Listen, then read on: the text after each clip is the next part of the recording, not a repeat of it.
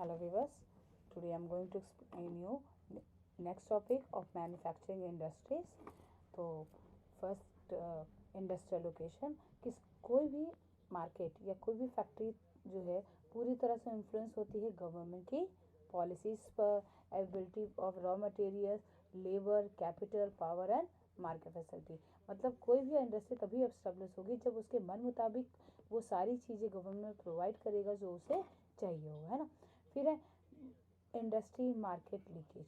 अब इंडस्ट्रीज़ को वो लोकेशन भी चाहिए होता है जहाँ पे मार्केट ईजिली अवेलेबल, जहाँ वो अपना मैन्युफैक्चरिंग प्रोडक्ट आसानी से बेच सके, जहाँ वो इनपुट कर सके, जहाँ वो फैक्टर्स जो उसको चाहिए वो उसको मिल सके, और जहाँ वो ईजिली जो है ट्रांसपोर्ट कर सके हर एक मार्केट में, और फिर से वो उससे मनी को गेट कर सके। अब अगर इंडस्ट्रीज़ के प्रोडक्ट्स को देखें, अगर इंडस्ट्रीज़ के कॉस्ट को देखें, तो हम इंडस्ट्रीज़ को कई सारे जो है पार्ट्स में क्लासिफाइड कर सकते हैं या डिवाइड कर सकते हैं। तो फर्स्ट इज अगर हम देखते हैं तो on the basis raw material. तो रॉ मटेरियल के बेसिस पर जो इंडस्ट्रीज होगी वो एग्रो बेस्ड इंडस्ट्रीज होगी। एग्रो बेस्ड इंडस्ट्री वो होती है जो नेचर से उसको डायरेक्टली देती है, जिसे हमें मैन्युफैक्चर करते हैं और जिसको कहते हैं raw material. For example cotton, woollen, jute, silk, textile, rubber, sugar, T, coffee and edible oil. फिर है मिनरल बेस्ड इंडस्ट्री वो होते हैं जो सिर्फ मिनरल से के बेसिस पे अपनी इंडस्ट्रीज़ को खड़ा करते हैं। For example iron and steel है, सीमेंट है, एल्युमिनियम, मशीन गुड्स, ये सारी चीज़ें। फिर अगर हम देखते हैं कि on the basis of role played by them, अब उसमें कौन है जो रोल प्ले करते हैं, तो बेसिस ऑफ की इंडस्ट्रीज और कंज्यूमर, है ना, इंडस्ट्री। तो जो बेसिस ऑफ की इंडस्ट्रीज होते हैं वो सप्लाई करते हैं वो प्रोडक्ट्स जो रॉ मटेरियल्स होते हैं अदर इंडस्ट्री को, वो क्या करते हैं, रॉ मटेरियल प्रोवाइड करते हैं।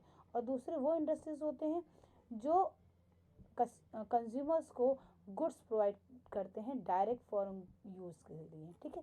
नेक्स्ट अब हम देखते हैं on the basis of capital investment. Capital मतलब कितना हमने इस पर पैसा लगाया है या कुछ इंडस्ट्रीज में कितना पैसा इन्वेस्ट हुआ है।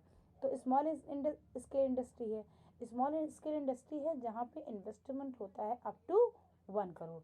And then large scale industry जहाँ जो इंडस्ट्रीज होती है वो अबोव 1 करोड़ यानी 1 करोड़ के ऊपर का होता है, क्योंकि उसमें बहुत सारी चीज़ें रिक्वायर होती है। फिर अगर हम देखते हैं मालिकाना हक पे, यानी on the basis of ownership, तो हमारे पास जो है 4 सेक्टर है इसके। First public sector, private sector, joint sector venture and corporate sector. Public sector वो होते हैं जो खुद मालिक होते हैं या वोन्ड होते हैं, ऑपरेटेड होते हैं जो है गवर्नमेंट की एजेंसी के द्वारा, जैसे BHEL या SAIL एटेक्सरा। फिर प्राइवेट सेक्टर होते हैं। प्राइवेट सेक्टर वो होते हैं जो इंडिविजुअल होते हैं, है ना, ये ग्रुप्स के इंडिविजुअल पर्सन जो होते हैं वो उसके ओनर होते हैं। फॉर एग्जांपल जैसे टिस्को, बजाज ऑटो, है ना, डाबर इंडस्ट्री, ये सब क्या है, ये सब प्राइवेट सेक्टर के इंडस्ट्रीज है। फिर है ज्वाइंट सेक्टर। ज्वाइंट सेक्टर के इंडस्ट्रीज वो होते हैं जो स्टेट और इंडिविजुअल ग्रुप के कॉर्पोरेशन से जो है इस्टेब्लिश होते हैं। फिर है एक है कोऑपरेटिव सेक्टर। कोऑपरेटिव सेक्टर में क्या होता है, वोन्ड होते हैं, ऑपरेटेड होते हैं, प्रोड्यूसर सप्लाई दोनों के बीच में एक अच्छा लिंक होता है, और फिर वो नेचुरल रिसोर्सों को शेयर करके अपनी प्रॉफिट और लॉस दोनों को मैनेज करते हुए फैक्ट्री इंडस्ट्रीज को स्टेब्लिश करते हैं। For example industries in Kerala.